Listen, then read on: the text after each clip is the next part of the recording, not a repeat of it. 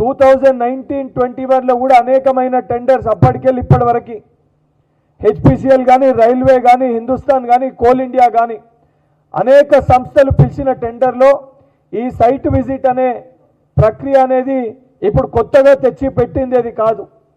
అది సాధారణంగా ఉండేదే. ఒక పని చేసినప్పుడు దానికి నిజంగా ఎక్స్పీరియన్స్ ఉందా లేదా పరిగణలోకి తీసుకునే ఒక పాయింట్ అది. గతంలో కూడా టీఆర్ఎస్ హయాంలో కూడా ఈ పాయింట్ అనేది ఉండే కొన్ని టెండర్లలో. ఆలోచన లేకుండా ప్రజల్ని మభ్యపెట్టడానికి అబద్ధపు మాటలు మాట్లాడుతూ నోటికి వచ్చినట్టు విచ్చలవిడిగా ఏది పడుతుంది చూపించి చెప్పే ప్రయత్నం చేస్తున్నారు. కేటీఆర్ గారు మీరు ఆడే డ్రామాలకి మీ బీఆర్ఎస్ పార్టీ ఆఫీస్ని బీఆర్ఎస్గా తీసేసి కేడీబీ అని పెట్టుకోండి, కల్వకుంట్ల డ్రామా భవన్. ఇక మీ బతుకు దానికే. ఇక మీరు మొత్తం కూడా మీ జీవితకాలం ఇదే డ్రామాలు ఆడుకుంటూ మీ కుటుంబం బతకాల్సిన పరిస్థితి ఉంది. ఇక అది బీఆర్ఎస్ పార్టీ ఆఫీస్ కాదు, కేడీబీ కల్వకుంట్ల డ్రామా భవన్. ఈ కేడీ గాన్లు ప్రతిరోజు ఏదైతే మీ కుటుంబం కూడా ఇంకా ఈ డ్రామాలు వేసుకుంటూ బతకాల్సిన పరిస్థితే ఉంది. సిగ్గు లేకుండా ఒక విషయం పైన మీరు ఆరోపణ చేసినప్పుడు బాధ్యతతోటి చిత్తశుద్ధితోటి మా డిప్యూటీ సీఎం గారు దానిపైన 2 సార్లు వివరణ ఇవ్వడం జరిగింది. యాజ్ ఎ డిప్యూటీ సీఎం ప్రజలకి జవాబుదారీతనంతో ఉండాలి. మీరు తప్పుల్ని ప్రచారం చేస్తున్నారు కాబట్టి వారు సిస్టమ్ ప్రకారంగా ప్రొసీజర్ ప్రకారంగా వారు ఎక్స్ప్లెనేషన్ కూడా ఇవ్వడం జరిగింది.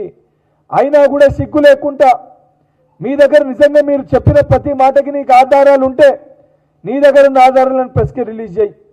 లేదు ఒక టెండర్ పిలిచి ఆ టెండర్ క్యాన్సిల్ చేయడాన్నే తప్పు పడితే మీ హయాంలో వందలాది టెండర్లు నీకు సంబంధించిన వ్యక్తులకి రాకపోతే టెండర్లు క్యాన్సిల్ చేసిన దుస్థితి పరిస్థితి మీ ప్రభుత్వంలో ఉండే. అనేకమైన జియోల గురించి మీడియా వాళ్ళు ప్రశ్నించినప్పుడు ప్రెస్ మీట్లలో ఆధారాలు ఎక్కడ ఉన్నాయి, అసొంటిది జరగలేదని చెప్పి బుకాయించిన ఆనాడు ముఖ్యమంత్రి మీ అయ్యా దుబాయ్ శేఖర్ కాదా? అనేక సందర్భాల్లో ఎంతోమంది జర్నలిస్టులు ప్రశ్నిస్తే నువ్వు ఏ ఛానల్కి వెళ్ళి వచ్చినావని చెప్పి ఆ జర్నలిస్టులని ప్రెస్ మీట్ సాక్షిగా ఇబ్బంది పెట్టింది మీ ప్రభుత్వము. ఈ ప్రజాప్రభుత్వంలో బాధ్యతతోటి చిత్తశుద్ధితోటి ప్రతిదాన్ని కూడా స్పష్టతతోటి ఎప్పటికప్పుడు వివరణ ఇస్తే అది జీర్ణించుకోలేక తట్టుకోలేక ఏదో బురద జల్లాలనే ప్రయత్నము ఈ యొక్క డ్రామారావు చేస్తుండు.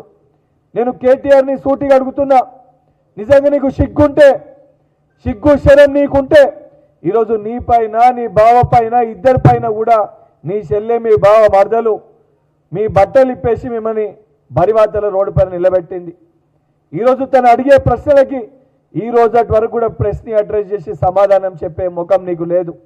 మీరు ఆఖరికి పేపర్లు అమ్ముకుర్రని చెప్పి మాట్లాడింది, టీజీపీఎస్సీలో పేపర్ లీకులకి మీరే కారకులని మాట్లాడింది, సిరిసిల్ల సిద్దిపేట కలెక్టరేట్లో కూడా అక్రమాలకి పాల్పడి దోచుకుర్రని చెప్పి మాట్లాడింది, నీ సొంత నియోజకవర్గంలో నేరెళ్లలో ఏదైతే అక్రమ శాండ్కి ఆడ ఏదైతే రైతులను ఇబ్బంది పెట్టి దోచుకున్నావని చెప్పి కూడా తను ఆరోపించింది. నిజంగా నీకు చిత్తశుద్ధి ఉంటే సిగ్గుంటే ఆ విషయాలపైన నువ్వు స్పందించి మాట్లాడాలి.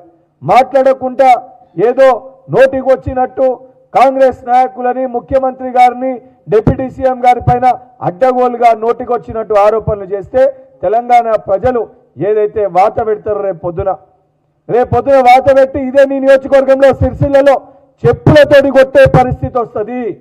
నిజంగా నీకు సిగ్గుంటే ఏ విషయాన్ని ప్రచారం చేసినప్పుడు ఏ విషయం పైన మాట్లాడుతున్నప్పుడు కనీసము దానికి సంబంధించిన ఆధారాలను బయట పెట్టాలి.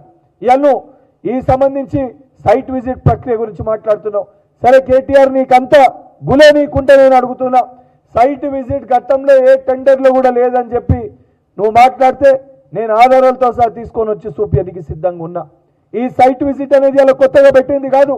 అండ్ ఏ టెండర్ ప్రక్రియ జరుగుతున్నప్పుడు ఆ ప్రక్రియలో ఏమైనా అవకతవకలు జరిగినా కానీ లేదా సరైన ధరకు ఎవరైనా రాకపోయినా కానీ ఆ టెండర్ని ఆర్ఎఫ్పిని క్యాన్సిల్ చేయడం అనేది గవర్నమెంట్లో అది జస్ట్ యాజ్ ఎ ప్రొసీజర్. దాన్ని ఏదో తప్పు బట్టి తప్పు జరిగింది మీ హయాంలో, గొర్రెల స్కామ్కి వెళ్ళి మొదలు పెడితే, విద్యుత్ కొనుగోలు స్కామ్కి వెళ్ళి మొదలు పెడితే, భూమి అమ్మకాలకు వెళ్ళి మొదలు పెడితే, ఈ రేసింగ్కి వెళ్ళి మొదలు పెడితే అడ్డగోలుగా తెలంగాణ రాష్ట్రంలో వేలాది కోట్లు దండుకున్న దండుపాల్యం బ్యాచ్ మీ కల్వకుంట్ల బ్యాచ్ ఈరోజు మీకు సిగ్గు లేకుండా మా పైన బురద జల్లే ప్రయత్నం చేస్తున్నారు. గవర్నర్కి ఫిర్యాదు చేయనీకి వెళ్ళినావు, మరి గవర్నర్ గారికి వెళ్ళి కలిసినప్పుడు మరి కవిత గారు నా పైన తప్పుడు ఆరోపణలు చేస్తున్నారు, ఇవన్నీ మేము స్కాములు చేయలేదు, దానిపైన కూడా విచారణ చేపట్టాలి అని చెప్పి మరి కోరేది ఉండే. నీ చిత్తశుద్ధిని నువ్వు నిరూపించుకునేది ఉండే. చిత్తశుద్ధి లేకుండా సిగ్గు లేకుండా అడ్డగోలుగా మా పైన ఆరోపణలు చేస్తే రేపు పొద్దున ప్రజలపై ఇప్పటికే విశ్వాసాన్ని కోల్పోయినావు. ప్రజలు మిమ్మల్ని నమ్మే పరిస్థితి లేదు. మున్సిపల్ ఎన్నికల్లో కూడా రేపు పొద్దున 90% పైచిలుకు స్థానాల్ని కాంగ్రెస్ పార్టీ కైవసం చేసుకుంటుంది. మా 2 సంవత్సరాల పరిపాలనలో ఒక చిత్తశుద్ధితోటి బాధ్యతతోటి కంటోన్మెంట్ ఉప ఎన్నికలకెళ్ళి మొదలు పెడితే పార్లమెంట్ స్థానాల్లో, జూబ్లీహిల్స్ ఉప ఎన్నికల్లో, సర్పంచ్ ఎన్నికల్లో, రేపు జరగబోయే మున్సిపల్ ఎన్నికల్లో కూడా 90% పైన స్థానాల్ని కాంగ్రెస్ పార్టీ కైవసం చేసుకుంటుంది.